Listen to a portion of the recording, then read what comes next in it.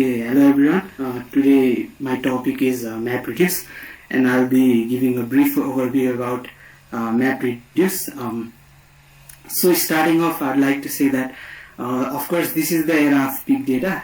Like my friend Madhav said earlier about Hadoop as well as Mapreduce, and also about big data. The trend of big data has set in the modern world, and as described here, every day we create roughly around 2.5 quintillion bytes of data, and that is actually a huge amount of data. And especially there are big tech giants, big social media giants like Facebook, Twitter, and many other tech companies which produce such a huge amount of data every single minute, even every single second. But that is so huge that it is too difficult to perform computations as well as process such a large volume of data. So even though the term big data is in such a hype since the last decade, there has always been a problem of how to actually process that data.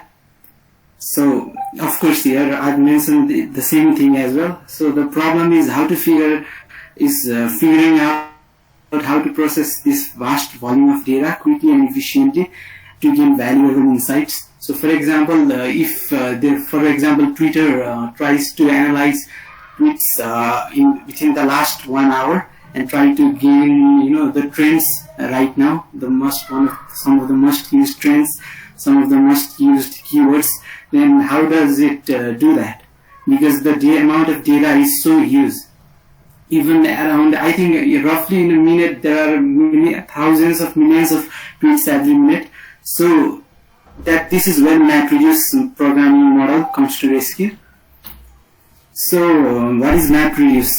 So as Madhav explained earlier as well about Hadoop, Mapreduce is actually a programming model that sits on top of Hadoop.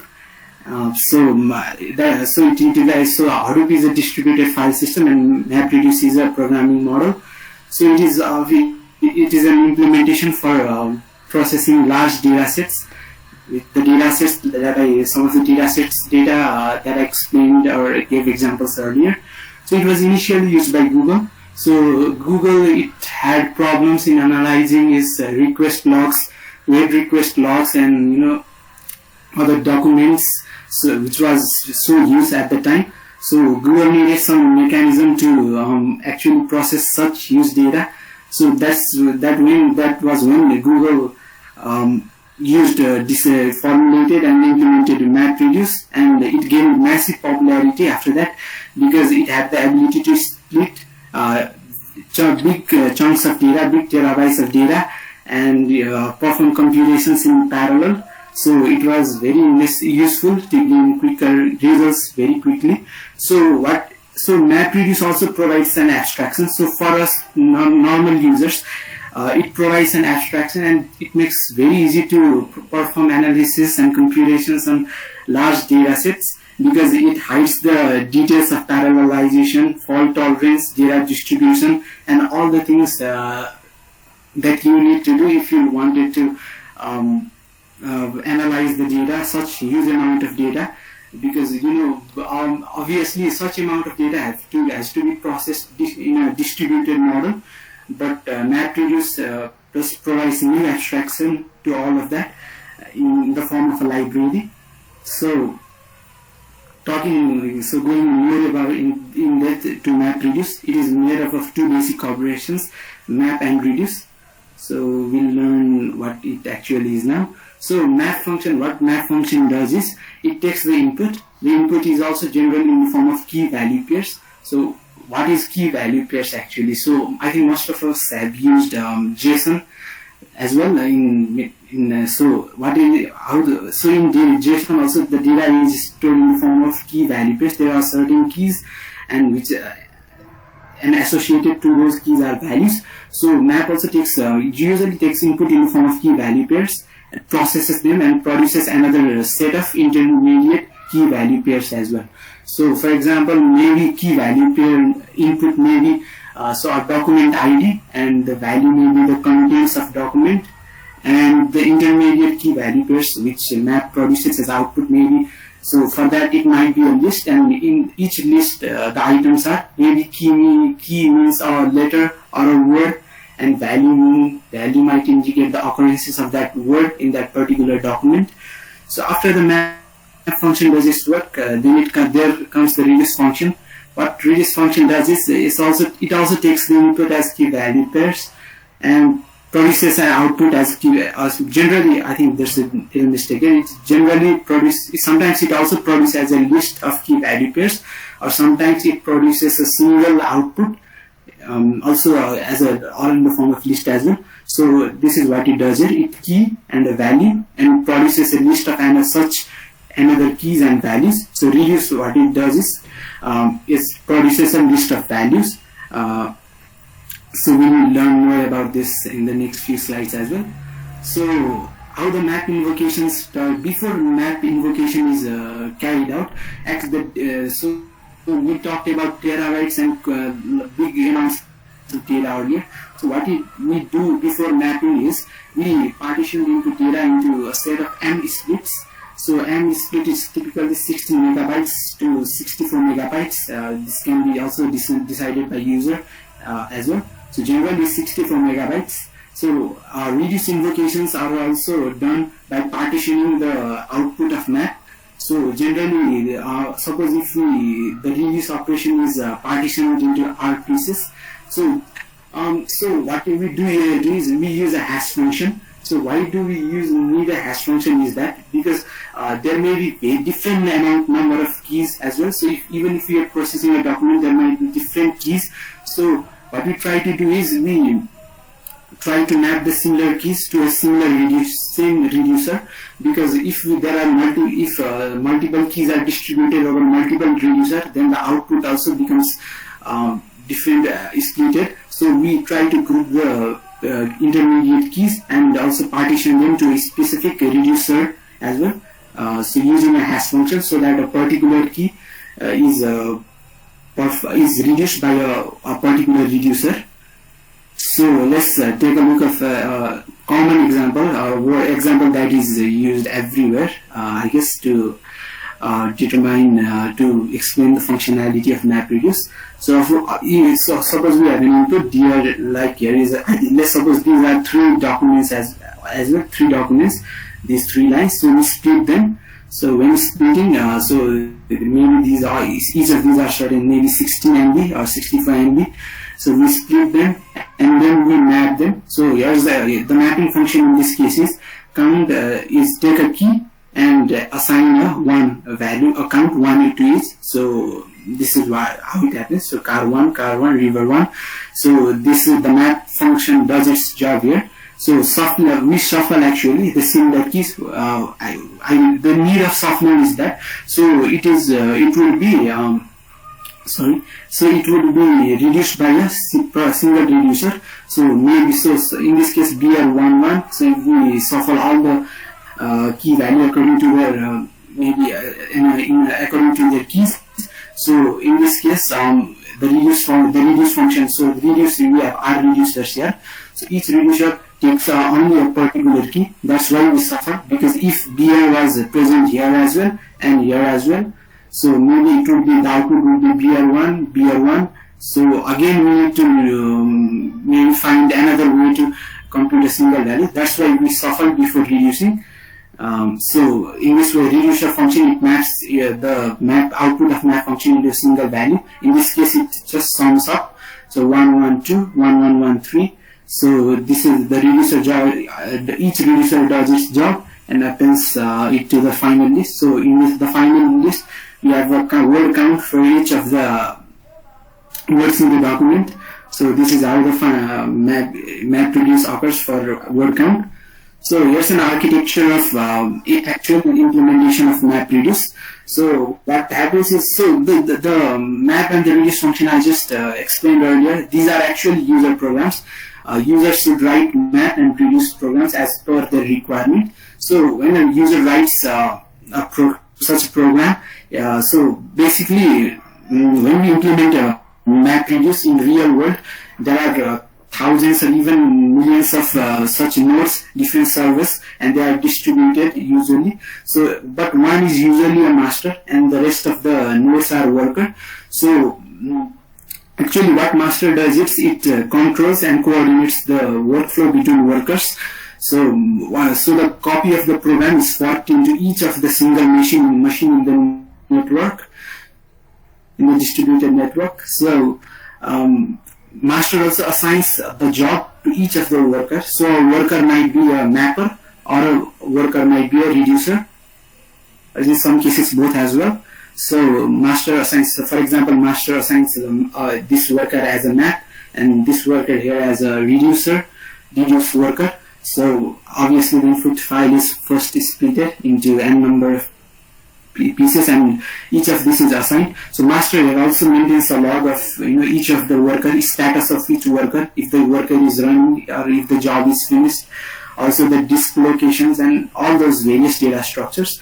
So the worker here, each of the worker does its map operation. For example, this worker here performs a map on split 0, and it buffers the intermediate results on its local disk. So it is the local disk of this one here is the local disk of worker 1. It buffers all the intermediate results into this disk buffer, and it is also, and so the same thing happens for each of these workers. So this is the map phase, and when the map phase ends, the master also reads the locations of these drivers, the location of these drivers. I said drivers. The disk drives the location where the output of map operations are written as well. So it assigns the worker, worker to perform the reduce. So what reduce does is it uses a remote RPC, remote procedure call to and reads the value of this, reads the output of the map from this disk location, and each worker performs a reduce operation. And as I mentioned earlier, generally the reducer is determined by using a hash function. So a particular worker reaches the location. For example, this worker reducer might process for a particular key, and so it reads such disk locations. The disk locations are given by the master based on the hash function. So the reducer does its job and finally outputs in the file. So in this way, it runs in parallel. So there are thousands of map and thousands of reducer in each job. So the number has to be decided by the user, and it usually depends upon the type of operation that we are trying to perform. And so this is how the implementation of Mapreduce works. So these all are the things I just explained. I'll just read them in brief. So one of the copies of the program is special, the master. The rest are the workers that are assigned work by the master. And the intermediate key value pairs produced by the map function are buffered in memory of the worker. So periodically the buffered pairs are written to the local disk, partitioned into R regions by the partitioning function. So yes, this is also the hash function I said, so that it is shuffled, and then on a particular reducer has to worry about a particular key as well. So when a reducer worker is notified by the master about these locations, it uses remote procedure call to read the buffered data from the local disk of the map workers. And then these are also the same things, similar things. So when a reduce worker has read all the intermediate data, it sorts it by the intermediate keys. Like I said in the earlier word count example, we need to sort it before actually performing the reduce operation, because occurrences of the same keys are grouped together, because this would be easy for the reducer, and the result would be consistent as well. So the reducer worker iterates about the sorted intermediate data, and for each unique intermediate key encountered, it passes the key and the corresponding set of intermediate values to the user's reduce function.